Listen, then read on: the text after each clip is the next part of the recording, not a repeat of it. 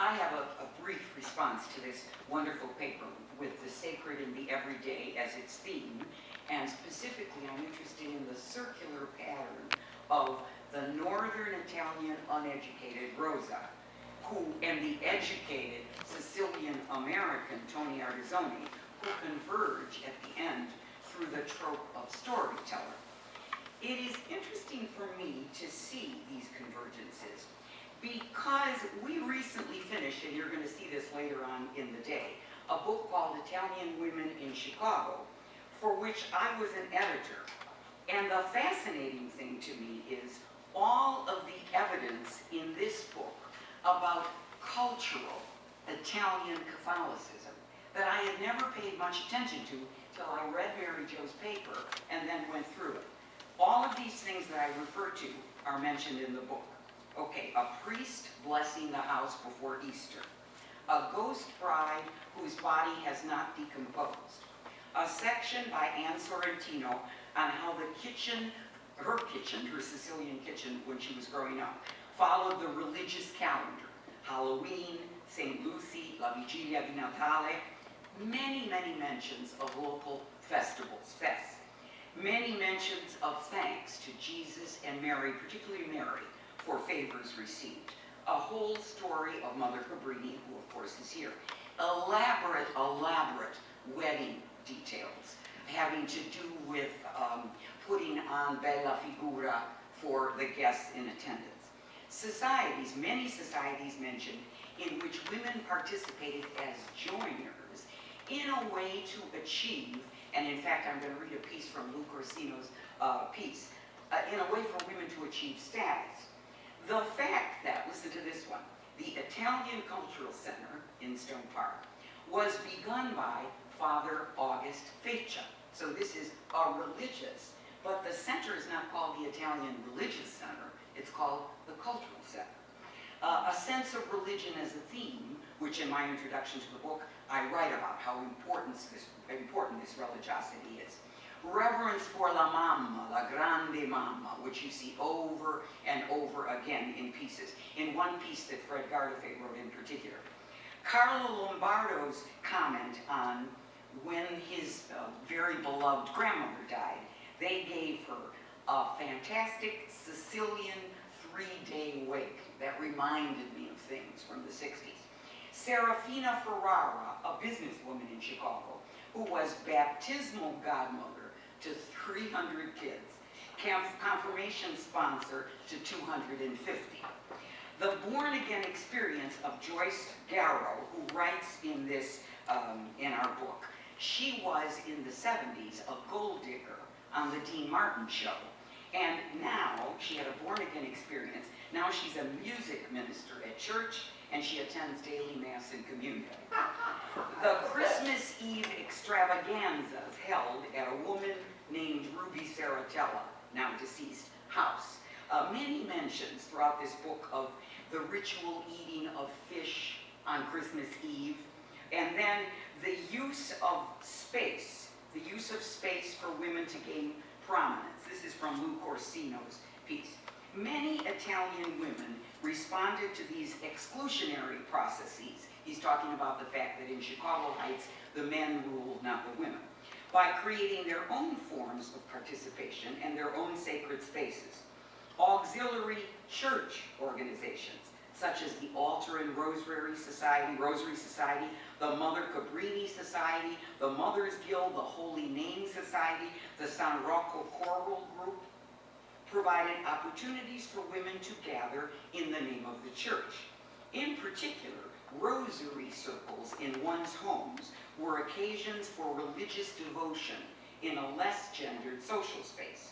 At the same time, the social and philanthropic activities of these groups were one of the few avenues for Italian women to achieve a measure of respect and prestige in the community as a whole.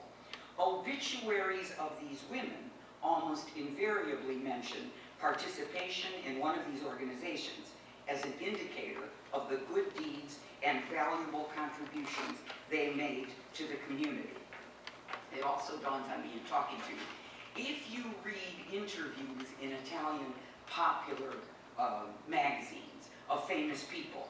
They never ask them if they're Catholic. They say, "E praticante?" In other words, do you practice? The assumption is, of course, they are Catholic. Do they actually go to church? That's another issue. So that's my first comment. My second comment refers to something about which I knew nothing, and I discovered in Mary Jo's piece, called chiese ricettizie, which is a mezzogiorno, a southern Italian phenomenon, a church run collegially by a group of priests, I'm reading from my notes, whose primary concern was an administration of la massa comune, property collectively owned by the church. Each priest received a share in the revenue generated by the property, and no non-local priests could be admitted. Therefore, these priests became men like anybody else in the Paese, and the reform of the Council of Trent in the 1500s didn't do much to change anything there. The Council of Trent was real important because, for one thing, it established celibacy among priests. Well, this was not particularly something that influenced southern chiese ricettizie, of which some accounts say 75% of them were. So when Veicoli talks about the fact that the Italians in the United States came equipped with superstition, etc., as opposed to church doctrine, that isn't really the case. They came equipped with church doctrine perpetrated by people who were probably talking about things that were much more superstition than they were anything else. And that's an important distinction to see. Most Italian immigrants came from the South to the United States. And this tradition that they were familiar with was not one that was accepted here, particularly by, of course, the Irish, whose vision of Catholicism was extremely different and who found their practices unacceptable. I have also, it's from Google, this is an ad for a hotel in, I think it's close to Matera in southern Italy. And it is an original site of a chiesa ricettizia that has now been developed into a hotel. And it says, le chiese ricettizie sono una figura tipica dell'Italia meridionale. Avevano il compito di gestire cospicui patrimoni immobiliari e produttivi. Erano provviste di un consiglio di amministrazione nominato non dalla curia, ma dalle famiglie nobili con diritti di patronato, eccetera, eccetera, eccetera. And the point is that these chiese ricettizie have now been redeveloped, or at least this one, as a place where people can stay in Italy. Okay, and then I have a third comment. Mary Jo quotes from David Kurtzer, is that right? Yeah, who is from Brown, I think, right? Okay. Sacrificed for Honor, Infant Abandonment, and the Politics of Reproductive Control, which talks about Italians abandoning babies in the Rota. And he calls them children of guilt. And I think it should be children of shame, because colpa, translated really, this is my ongoing journey to make sure that Italian is correctly spelled and correctly translated in everything. Colpa has much more to do with the seeing of things, the shame, which also has to do with all the literature about honor and shame in the Mediterranean.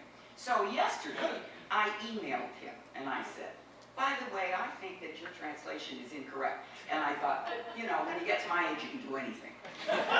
This morning, I received early an email saying, you are absolutely right. It should be shame and not guilt. But 20 years ago, that was the best I can do. And then he said, I hope you enjoy the rest of the things that I said in the book. Thank you. Quickly, actually, do you want to do it back there after? Let's do it. You just do it here. So Gloria and Dominic, this is a kind of book launch. Yes. And Anna Clara. Anna Clara. All the people from the book. There's a lot of people from the book. Fred, Mary Jo, Vincenzo. Have I forgotten? Anna Clara. Is that everybody here? Come on, Mary. Come on, Mary Jo. You told me. Oh, yes. We have everybody? Yeah, I want to introduce Gloria Nardini, who was co-editor with me on the, I couldn't do it alone, obviously. It's a book about Italian-American women, so they have a guy be the editor. So I found Gloria to protect me, and she's done a fantastic job, and she'll conduct a little explanation of the book. Our third editor is not here. She's Kathy Catron-Bone, but she has a cousin who is here. Kathy Catron-Bone has 50 cousins spread out throughout Chicago, speaking of Save Our Stories. This is our new book, and this is part of the reason for the Prosecco reception. It's called Italian Women in Chicago, Madonna mia qui devo vivere.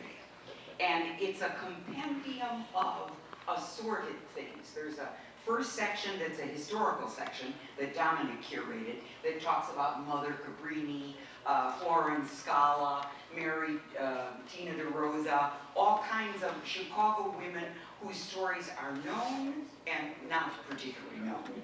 Then there's a second section that we're calling the literary section that I curated that has memoirs, poetry, stories, etc. And it all creates a portrait of what has happened to Italian, first, women, and then Italian-American women from the start of their immigration to Chicago to right now. Anna Clara, would you like to talk about something that you wrote? I don't even know if I belong to the group, but somehow I did end up in the group. And my story is a little different, kind of. I mean, my grandparents immigrated in New York. My grandfather was 16, it was 1911. They stayed there until 1958. My mom was born in New York, but then they went back to Italy. So then I came here.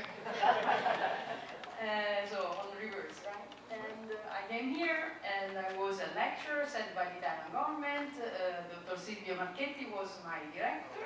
I was the first Italian lecturer to come to Chicago, and I was assigned to teach at Northwestern and here at Loyola. I was supposed to be here 3 years and go back to Italy. This is now 26 years later.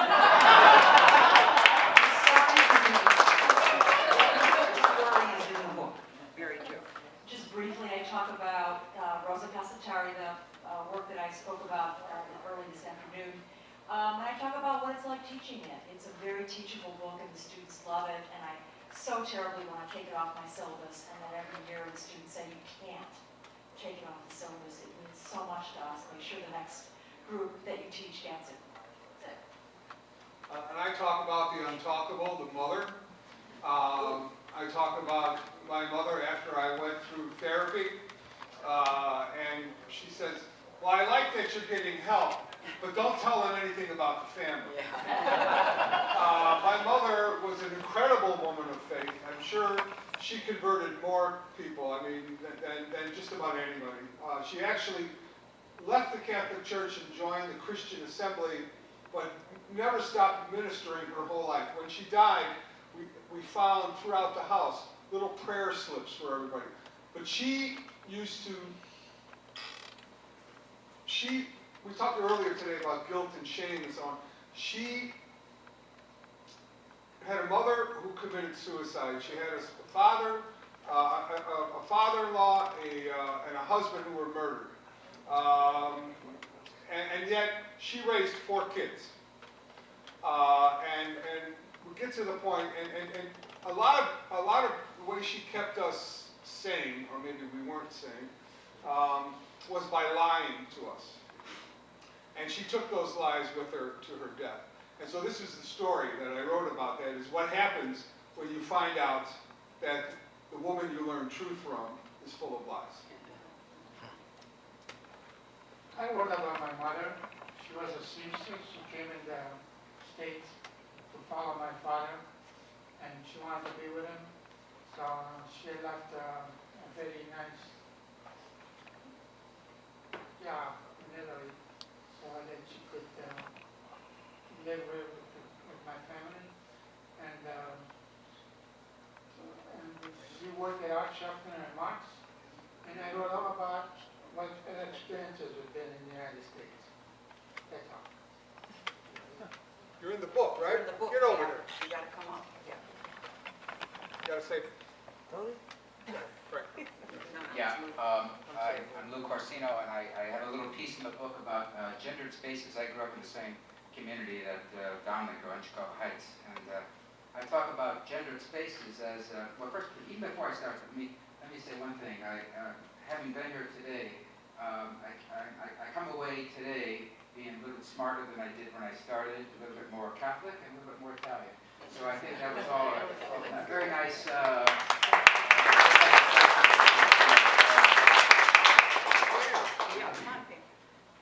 one of the things that I did about gender spaces was that all the great stories about women and Mother Cabrini are wonderful, but there's a dark side I wrote a little bit about that.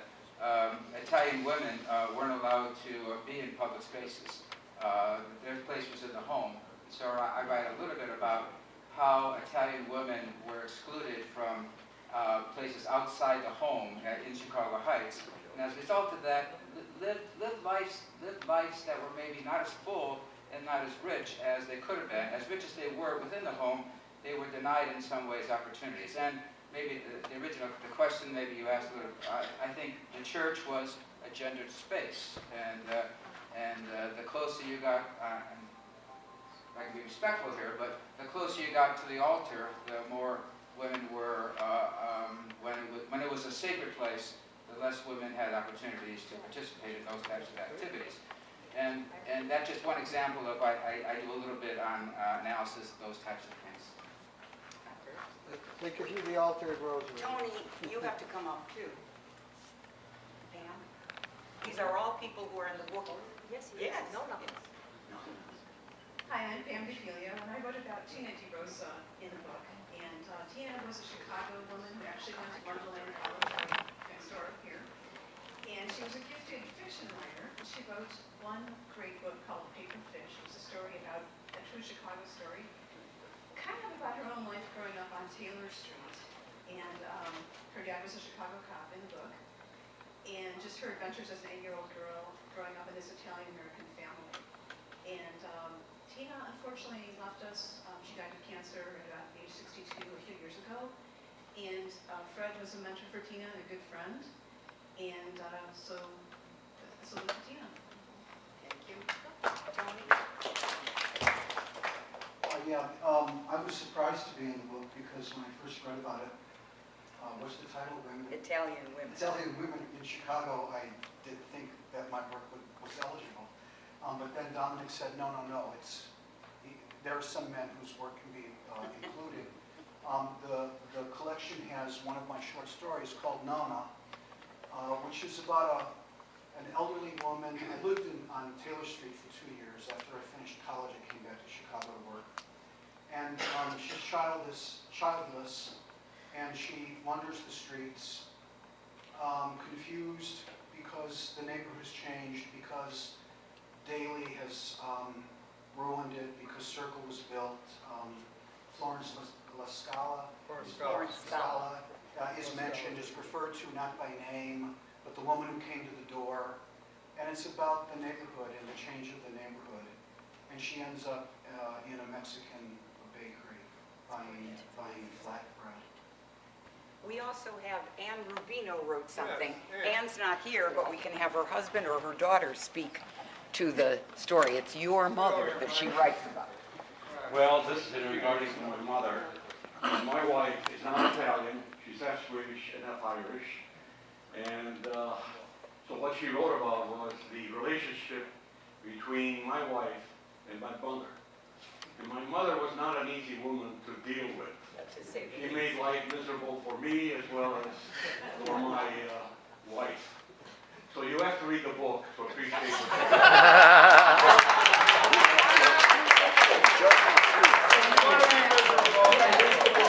I'll read you just a little piece from the introduction. Okay. And then we're going to sell these books. All of you here. In essence, we are talking about inventing an identity. My Italian-American mother did this. She kept the books for my father's business, dealt with the CPA who did the taxes, sent out and paid all the bills, made out weekly checks for all the help, took care of all the daily banking, went in on Fridays to the restaurant, it was a restaurant, to take cash. I can't remember when she ever did these things. She was always at home when I came back from school. She never talked about it much, and she called herself a housewife. Today, we would call her a financial advisor who works from home. I have a lot of that.